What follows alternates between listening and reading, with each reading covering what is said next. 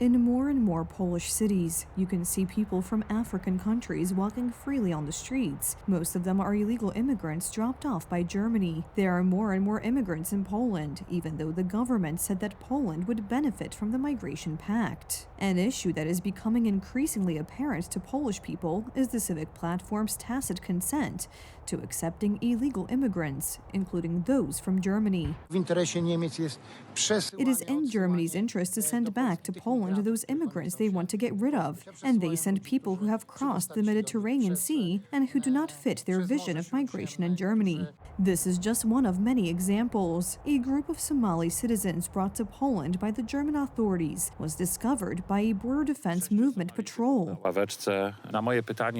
6 Somalis on a bench. To my question, how long have you been in Poland? 5 minutes. Who brought you here? The German police. How did you get to Germany? By boat. So he didn't come from Belarus. If he ends up in Poland in 2 weeks under the Dublin procedure, it means that this is one big scam. The Germans tried to bring the Somalis first to Gubin, then to Żytowań. Ultimately, they were seen in Zielona Góra.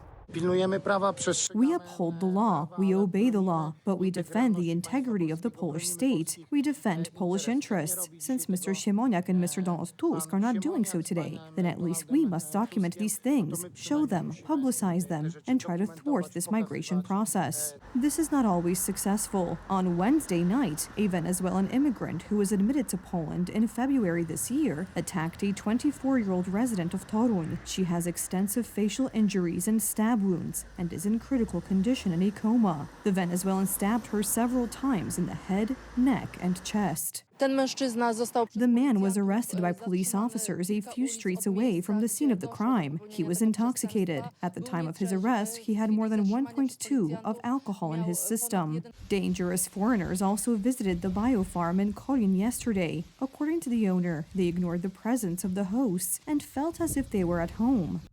Uninvited guests go on trips. Yesterday, such a situation took place. 2 dark-skinned individuals, despite being informed of the entry ban and biosecurity measures, entered the farm for a trip. They did not respond to my daughter's warnings to leave the premises, and only my intervention and clear instructions on where to go and in which direction were effective. Then they drove further down the property, drove into the neighbor's yard, and continued their trip. The incident was reported. The villagers are upset because until now, it has been quiet and peaceful here. Now, it could be different. Yes, they just walked onto the property without asking, and as far as I know, they didn't want to leave. I know they were sent somewhere in the village because a certain man had goats there, so they went there too.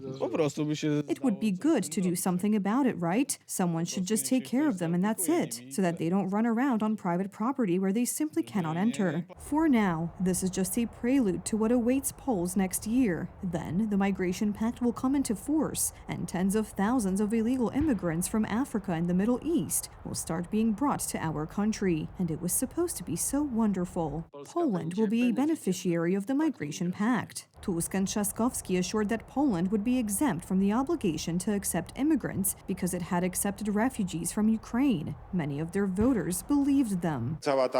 This entire formation thrives on lies, lies that are systematically treated as a political tool. This has nothing to do with reality, and people live here and now and want their problems, our common problems, to be solved. This is what voters are guided by. More and more Polish people are also realizing that Prime Minister Donald Tusk, who presented himself as a world-class politician, is in fact completely boycotted by the US authorities and sidelined by European leaders.